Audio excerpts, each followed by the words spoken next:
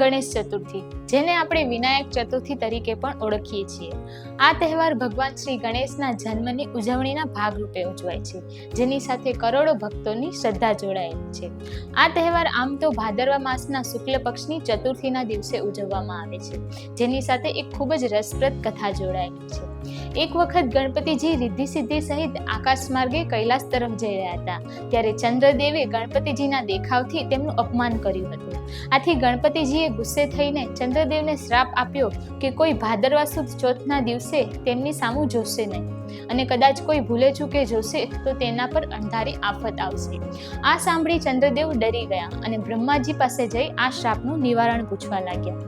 ત્યારે બ્રહ્માજીએ ચંદ્રદેવને ઉપાય બતાવતા કહ્યું હતું કે ભાદરવા સુદ એકમથી સુદ ચોથ સુધી ગણપતિજીની કોઈ પણ ધાતુની કે પંચધાતુની મૂર્તિ બનાવી તેની સ્થાપના કરવી, પછી વિધિવત તેમની પૂજા કરી લાડુનો નૈવેદ્ય ધરાવવો. ચોથની સાંજે ગણપતિજીની મૂર્તિને વાજતે ગાજતે નદી કાંઠે લઈ જઈ જળમાં વિસર્જિત કરી દેવી. આ દિવસે બ્રાહ્મણોને જમાડી યથાયોગ્ય દાન દક્ષિણા આપવામાં આવે તો ગણપતિ બાપ્પા રીઝે અને ચંદ્રદેવને શ્રાપમાંથી મુક્તિ મળે.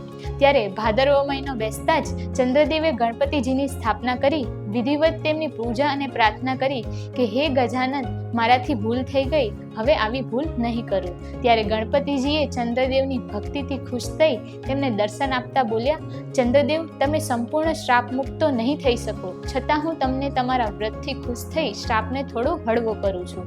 જો કોઈ વ્યક્તિ ભાદરવા સુદ બીજના ચંદ્રના દર્શન કરી પછી ચોથના ચંદ્રના દર્શન કરશે તો તેના પર કોઈ સંકટ નહીં આવે, પણ ભાદરવા સુદ ચોથના એકમાત્ર દર્શન કરશે તો તેને કલંક લાગશે. વળી આ કલંકને દૂર કરવા માટે કોઈ ગણેશ ચોથનું વ્રત કરશે તો હું તેના પર પ્રસન્ન થઈ તેને સંકટમાંથી મુક્ત કરીશ. આ કથા પરથી ગણેશ ચતુર્થીના દિવસનું અનેરું મહત્વ જાણી શકાય છે. તહેવારોને લગતી આવી કથાઓ સાંભળવા માટે જોતા રહો સીધીખબર.com.